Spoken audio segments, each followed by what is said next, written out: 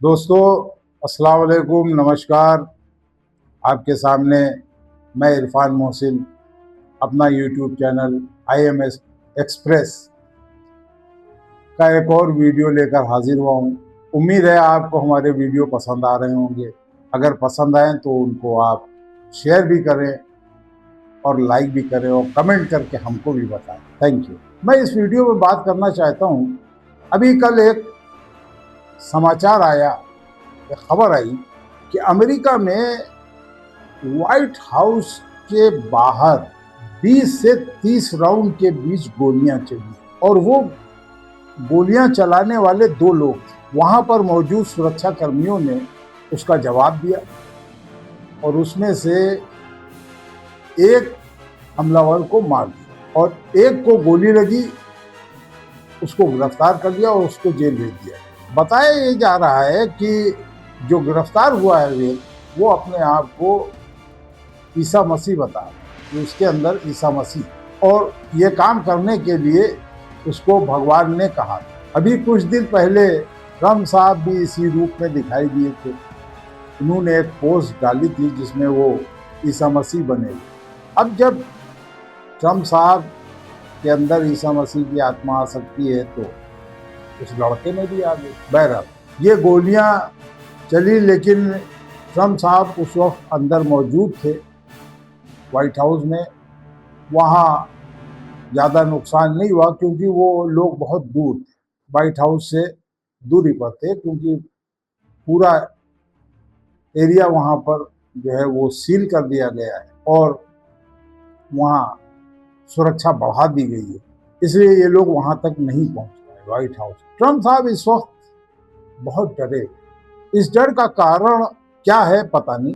शायद उनको डर है कि शायद उनकी हत्या कर दी है, इसलिए वो अपने बेटे के विवाह में भी उन्होंने शिरकत नहीं। उसका कारण बहुत ज़्यादा कुछ नहीं बताया गया और यही बताया गया कि ट्रम्प साहब बाहर निकलना नहीं चाहते, लोगों से मिलना नहीं चाहते, यहाँ तक कि उन्होंने अपने सारे प्रोग्राम कैंसिल कर दिए। ये भी सुनने में आया कि ट्रम्प साहब की नेतन्याहू से एक लंबी गुफ्तगू हुई जिसमें ट्रम्प साहब को नेतन्याहू साहब समझाने की कोशिश कर रहे थे, लेकिन ट्रम्प साहब उनकी बात नहीं मान रहे थे और उसमें तलखी ज़्यादा बढ़ गई। लेकिन अभी सूत्रों से पता चला है कि ट्रम्प साहब ने जो लोग बीच में ईरान से समझौता करवाने के लिए भेजे थे, जैसे इंडिया में उन्होंने अपने एक मंत्री को भेजा जो भारत में मौजूद हैं, आसिम मुनीर साहब पाकिस्तान के जनरल, उनको ईरान भेजा, और शहबाज शरीफ साहब को चाइना भेजा कि यहाँ से दबाव डाला जाए ईरान के ऊपर और ईरान को समझाया जाए कि अपना अमेरिका की बातें शर्तें मान लें और समझौता कर लें। लेकिन ये सब होने के बाद भी पता ये चला है कि ईरान ने समझौता करने से मना कर दिया है, क्योंकि ईरान अपना यूरेनियम अमेरिका को देने के लिए तैयार नहीं है। तो अब इस हालत में जंग के आसार बहुत ज़्यादा बढ़ गए और शायद 24 घंटे बाद कोई बड़ा आक्रमण, बड़ा हमला ट्रम्प साहब और नेतन्याहू मिलकर ईरान पर करने वाले हैं। लेकिन ईरान भी अपनी जगह पे तैयार है और वहाँ से भी बयानात आ रहे हैं, चाहे वो ईरान के फॉरेन मिनिस्टर अब्बास अरागची साहब हों, उनके प्राइम मिनिस्टर या उनके दूसरे लीडर, वो ये कह रहे हैं ईरान युद्ध के लिए पूरी तरह से तैयार है और अब अमेरिका ने हमला किया तो युद्ध अब ये खाड़ी देशों तक सीमित नहीं रहेगा और अब इस युद्ध की आंच बहुत दूर तक जाएगी।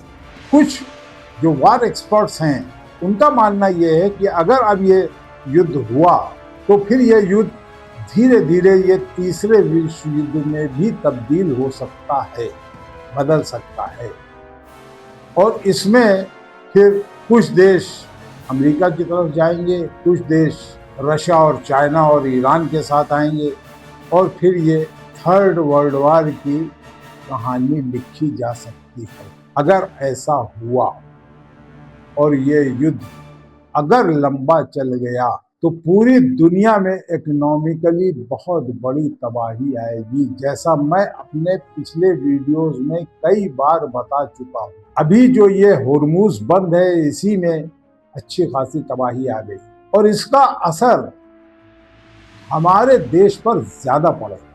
उसकी वजह लोग बता ये रहे हैं कि हमारे देश की जनसंख्या बहुत ज्यादा है और हमारे देश में, जैसा ये एक्सपर्ट्स बताते हैं, कि गरीबी रेखा के नीचे करीब 85 लाख लोग हैं और फिर इस युद्ध की विभीषिका से जो असरात होंगे उससे गरीबी और ज़्यादा बढ़ेगी, जीडीपी और गिरेगी, महंगाई बहुत ज़्यादा बढ़ जाएगी। दुनिया में तो त्राहिमाम मचेगा ही, हमारे देश में भी इसका बहुत ज़्यादा असर है। मैं तो दुआ यही करता हूँ कि ये युद्ध ना हो और लोग युद्ध से बाज आ जाए।